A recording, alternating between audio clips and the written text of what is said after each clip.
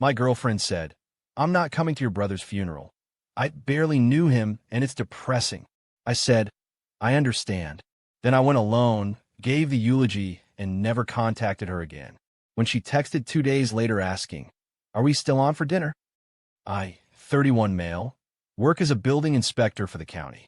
I review permits, check code compliance, crawl into attics and basements to make sure nobody's going to electrocute themselves. It's steady, it's predictable, and it pays about $67,000 a year. I tell you this, so you know I'm not some guy who makes dramatic decisions. My entire career is based on following rules, checking boxes, and documenting things. That's my personality. Methodical, patient, boring, if you want to be honest about it. My brother was 27 when he died. Car accident. A Tuesday morning, 7:40 a.m., on his way to work. Another driver ran a red light. My brother's car took the impact on the driver's side. He was pronounced dead at the hospital 40 minutes later. I got the call from my mom at 8:15 a.m. while I was reviewing a permit application for a residential deck. I'm not going to describe what that phone call felt like because I don't have the words for it even now, and I don't think I ever will. My brother was 4 years younger than me. I taught him to ride a bike. I helped him move into his first apartment. He called me every Sunday evening just to talk, even when there was nothing to talk about, because he said Sundays were boring without someone to complain about Mondays to. He was the best person I knew. Not in the way people always say about the dead. I mean, objectively, measurably, he was a better human than most people I've ever met. He volunteered at a food bank on Saturdays. He remembered everyone's birthday. He once drove 2 hours in a snowstorm to help a co-worker who'd broken down on the highway. He was the kind of person you build a life around, not the kind you lose on a Tuesday. I need to get to the girlfriend part. I know. Just give me a second with my brother. Okay, my girlfriend and I had been together for 14 months. She works in marketing for a mid-sized tech company. Makes around $78,000. She's smart. She's social. She's the kind of person who always has plans. Brunch Saturday, drinks Friday, a concert next Thursday, a friend's birthday in 2 weeks. Her calendar was color-coded, and her weekends were booked 3 weeks out. She operated on a schedule, and disruptions to that schedule were treated like personal attacks. I noticed this pattern early. If I had to cancel dinner because a job ran late, she'd be annoyed for the rest of the evening. If I forgot about a plan she'd made, she'd bring it up for days.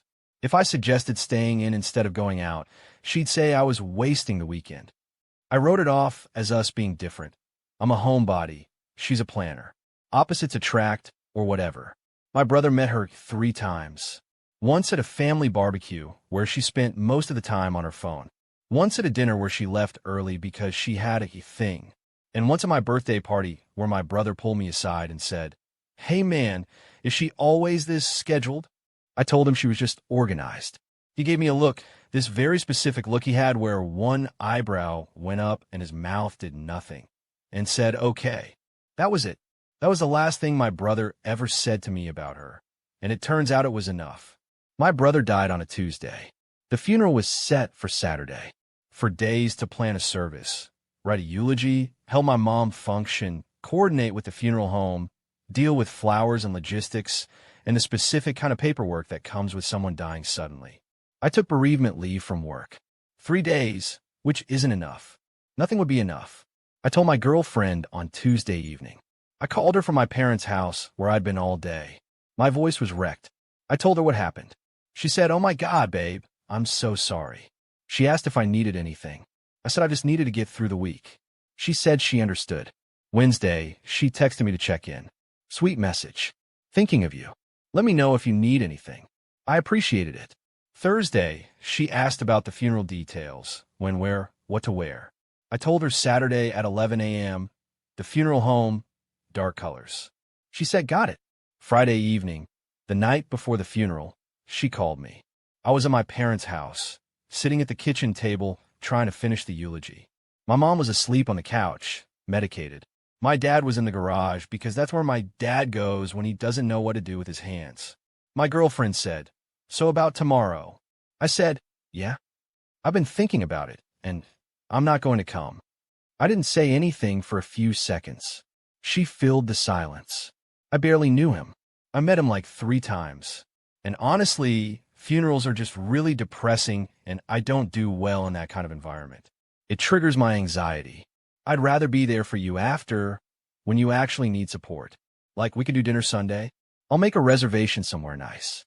You'll need to pick me up. She said the word depressing. About my brother's funeral. My brother, who was 27 and dead because someone ran a red light. I sat at that kitchen table, looking at the half-written eulogy in front of me, and I said, I understand. She said, you're not mad? I said, no. She said, okay, good. I just didn't want it to be a thing. Call me when you're done tomorrow, and we'll make plans. Love you. I said bye. I hung up. I finished the eulogy. I didn't cry while I wrote it, because I'd run out of tears by Thursday, and the human body only has so much to give. I went to bed on the floor of my childhood bedroom because my mom was in my old bed and I wasn't going to move her. Saturday morning, the funeral. I put on a dark suit. I drove my mom and dad. We got there early. People started showing up. My brother's co-workers, his friend from college, his food bank volunteer crew. 11 of them came, all wearing little pins from the organization. His best friend flew in from across the country on 18 hours' notice. My cousin drove 4 hours. People came. My girlfriend did not come. I gave the eulogy. I talked about the bike riding lessons and the Sunday phone calls and the snowstorm drive. I talked about how he remembered everyone's birthday and how he'd text you at exactly midnight. I talked about the look, the one eyebrow thing, and half the room laughed through their tears because everybody knew that look. I held it together until the last paragraph, and then I didn't, and my dad came up and put his hand on my shoulder, and I finished.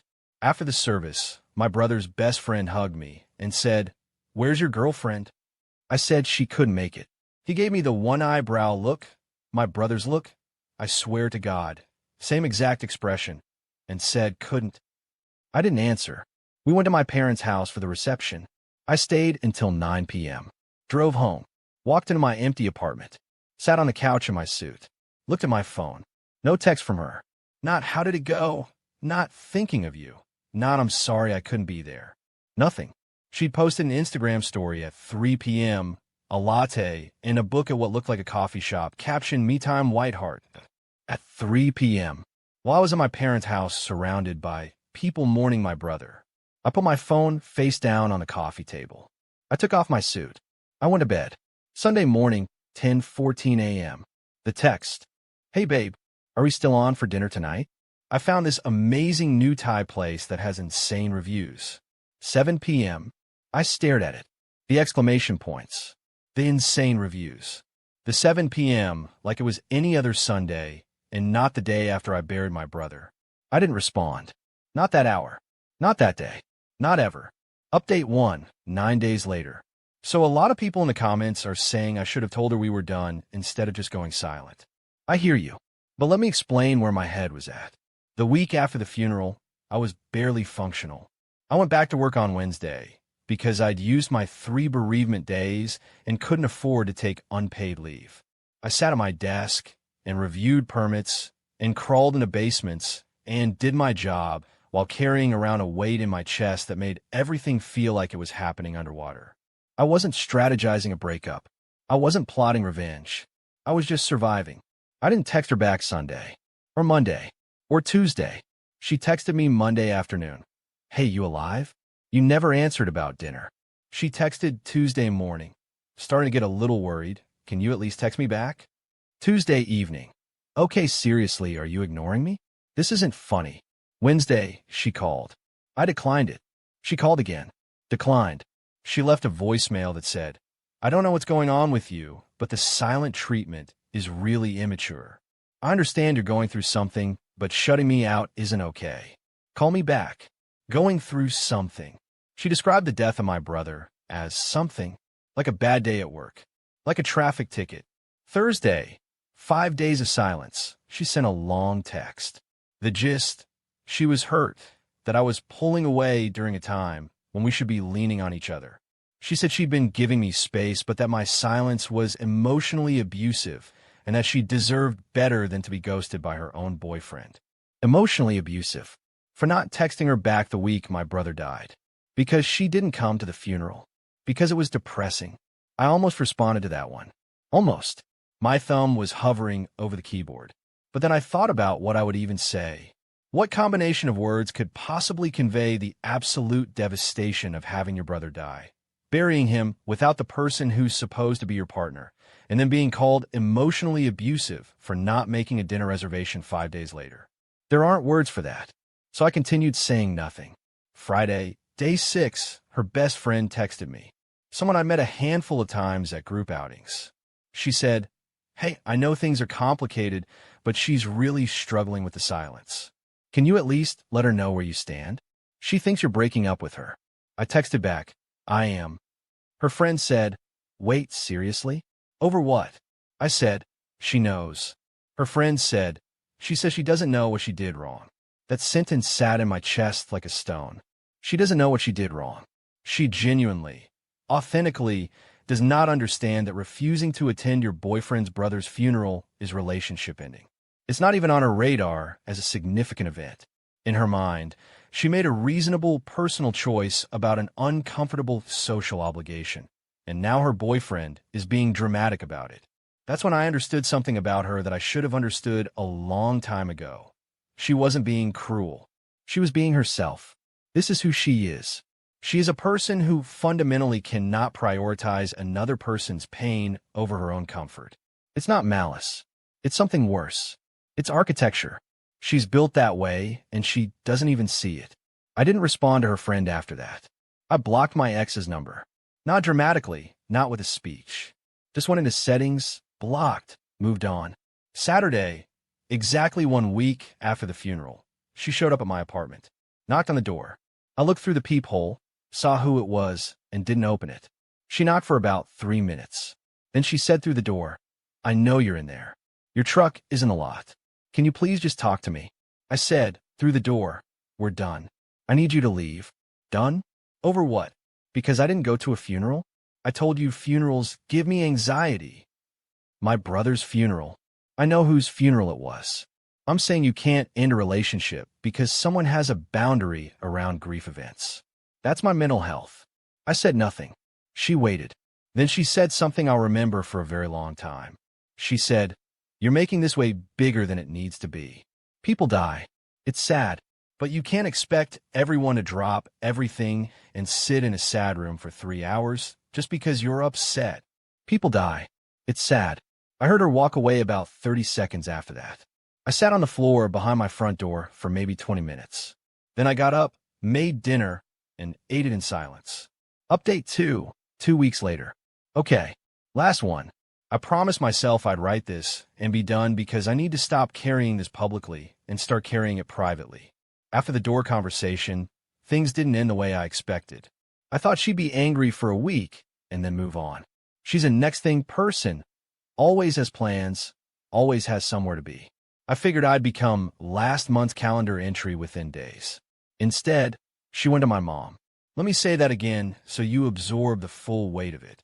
My ex-girlfriend, the one who didn't attend my brother's funeral because it was depressing, contacted my grieving mother to advocate for our relationship. She found my mom on social media, sent her a DM.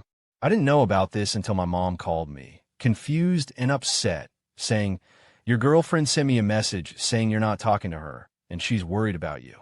She asked if I could talk to you about it." My mom, who buried her youngest son 16 days earlier, was being asked to mediate her oldest son's breakup by the woman who didn't show up to the funeral. I told my mom the truth. All of it. The phone call Friday night. The depressing comment. The no-show Saturday. The me-time Instagram story at 3 p.m. The dinner text the next morning. Every detail. My mom was quiet for a long time. Then she said, "She didn't come?" "No, Mom. I had 53 people at that service. Your brother's co-worker who'd known him for 4 months came. The woman from his apartment building who only knew him because he carried her groceries came. That girl from his food bank group who drove 3 hours came. And the woman you've been with for over a year didn't come because it was depressing." That's what she said. My mom doesn't yell. She's never been a yeller. But her voice got very low and very controlled, and she said, "Don't you ever speak to her again. Do you understand me?" I wasn't planning to, Mom. Good. My mom then did something that I didn't ask her to do and couldn't have predicted. She responded to my ex's DM. My mom told me afterward what she wrote. She said, "My son buried his brother, and you chose a latte. You don't get to ask me for help reaching him. Please do not contact this family again. Clean, direct, final. My mom is 5'3", and she will end you without raising her voice."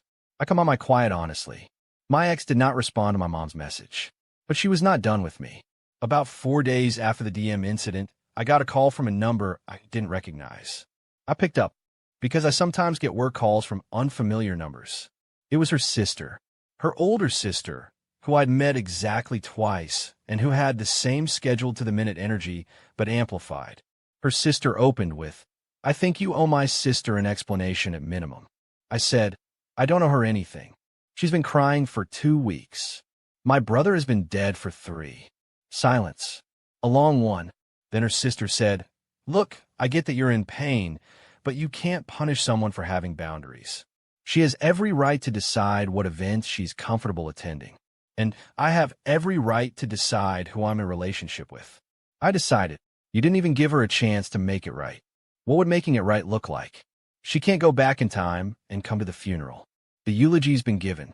The reception is over. My dad doesn't have anyone standing next to him in the photos where my brother's girlfriend should be. What exactly is she going to fix? Her sister didn't have an answer for that. She said, "I think you're being really unfair," and hung up. That was the last direct contact attempt. But there was one more thing. About a week later, a mutual friend, the only one I still talk to from our shared social circle, sent me a screenshot. My ex had posted something in a private group chat that this friend was also in. It was a long paragraph about how she was healing from an emotionally withholding relationship and how she'd learned that she needed a partner who wouldn't punish her for prioritizing her mental health.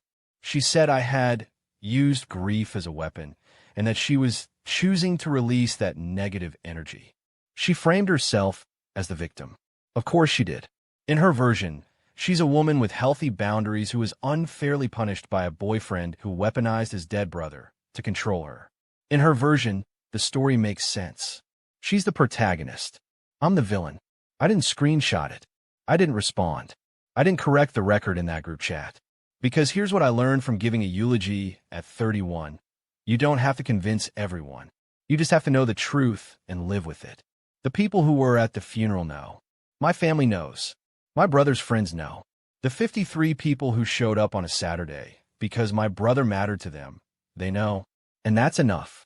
The mutual friend who sent me the screenshot said something simple. For what it's worth, nobody in this chat is buying it. I thanked her and left it there. That was about 10 days ago. Things have been quiet since. I don't know what she's doing now, and I don't want to know. I imagine she's still scheduling, still planning, still color-coding her weekends. I imagine she's found a version of this story that she can live with, one where she's not the villain, and I imagine she tells it at brunch with the same confidence she uses for everything else. I'm still going to work, still crawling into basements, still reviewing permits. The routine helps more than I expected. There's something grounding about checking code compliance when nothing else in your life makes sense. I go to my parents' house every Sunday now. My dad and I sit in the garage and don't talk much, which is how we've always communicated best. My mom makes too much food, which is how she's always communicated best. We're all carrying it. My brother's best friend calls me every Sunday evening now. Same time my brother used to call. He said he started doing it by accident, just habit, and then decided to keep doing it on purpose. We don't talk about anything important. Just Mondays being terrible and football picks and whatever else fills a phone call between two people who love the same person. It's not the same. Nothing will be the same. But it's something. I keep my brother's contact in my phone. I haven't deleted it. I know I'll have to eventually, but not yet. Sometimes I open our text thread and scroll through old messages. The last one he sent me, the Saturday before he died, was Sunday call tomorrow. Got a story for you. You're going to lose it face with tears of joy. I never got to hear the story. That's the part that gets me when nothing else does. Not the accident, not the funeral, not the girlfriend. The story I'll never hear. Anyway, that's everything. Thanks for reading this. Go call someone you love. Don't wait for Sunday. living human being listening to this show. So just to add to that, how it affects you, not you, Humans. maybe your levels are lower, I don't know, but we'll find out. But